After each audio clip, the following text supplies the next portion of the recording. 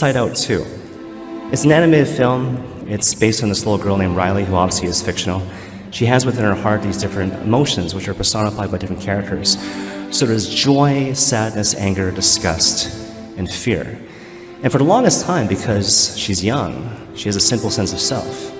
Her sense of self is simply, I'm a good person. And the core emotions, joy and whatnot, they're really intentional about trying to preserve this delicate sense of self. So much so that they have this catapult. Basically, anything which reeks of like painful memories, they put in this catapult and they launch it to the back of Riley's mind. Now, early on in the film, Riley becomes a teenager. So all these new emotions arrive on the scene, led by anxiety. And anxiety has this plan. Because Riley is older, because life is complicated, because the world is difficult and painful, we need to come up with a new identity, a new sense of self. So instead of, I'm a good person, how about this? I'm not good enough. Now the core emotions are like, that sounds kind of messed up. And so they object, but then they're put in the catapult and they're launched to the back of Riley's mind. So they become repressed emotions. The thing about anxiety is that it's meant to keep you safe, and it kind of works. So it reinforces the behavior, right? So you see in Riley's life, okay, I'm anxious, but in a certain sense, I'm strong. I'm productive, I'm efficient, I produce that which the world finds to be important and valuable. And the world will always encourage you in that particular direction. Joy in particular, she has this moment where she reflects on it. She's like, gosh, is that just what happens when people get older? They just become more anxious, and there's no room for joy. Now fortunately, they snap out of it and they come up with this plan to go back to headquarters. So what they do is that they release this stockpile of painful memories, and they ride the wave all the way back to headquarters, and they realize that Riley is suffering from this massive panic attack. And initially, Joy thinks, well, the solution is to simply replace the anxious sense of self with the childhood sense of self. And she does that, but it doesn't work. She's still anxious. She's still in the throes of this massive panic attack.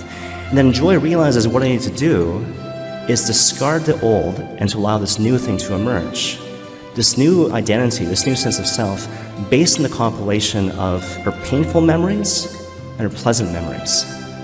And so she uproots this childhood sense of self. And this new identity emerges. Instead of saying one simple thing like, I'm a good person or I'm not good enough, it's a whole compilation of statements. So what you hear is, I'm selfish. I'm kind. I'm not good enough. I'm a good person. I want to fit in, but I want to be myself. But I'm scared. I make mistakes. I'm nice. I'm mean. I'm a good friend. I'm a terrible friend. I'm strong, but sometimes I need help. With that last statement, Joy leans in and just gives her a big hug. All the emotions, they join in, and pretty soon all the emotions are hugging Riley in that new sense of self. So embracing her and loving her in her messiness, in her complication, and in her vulnerability. And that's the thing which makes her strong. So what you see in terms of real life, she is talking with her friends, and her friends are like, are you okay? And initially she lies. Initially she's like, yeah, I'm okay. And then she's like, no, I'm not. So she admits her struggle, she admits her weakness, she admits her messiness and vulnerability. And she acknowledges that by acting out of this sense of vulnerability and anxiety, she's hurt them. And so now she asks them for their forgiveness, and she's forgiven and reconciled. The relationship becomes stronger because of this newfound spiritual maturity. When you build your sense of identity on the sense of self based on anxiety, obviously that's not good. Symptomatically it's painful, but existentially it's not good as well.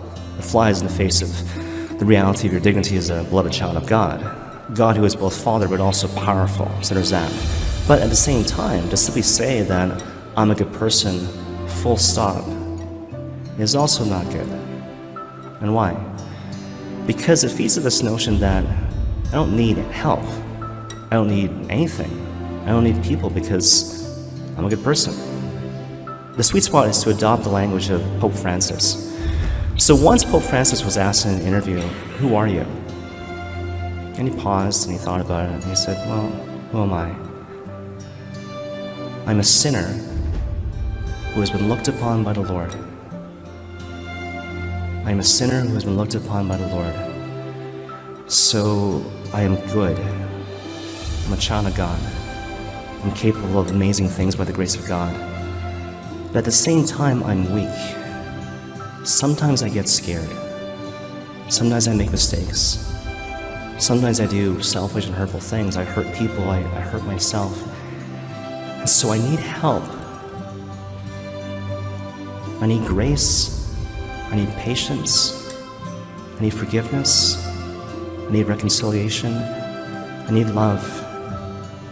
And I need God. You always have to go back to this thing that the very name of Jesus means God saves. There will never be a moment in your life when you don't need to be saved, when you don't need help, when you don't need love, because you will always need Jesus. But that's okay, because Jesus is real, and His love is true, and He's fully present to you in the messiness and complication of your actual life.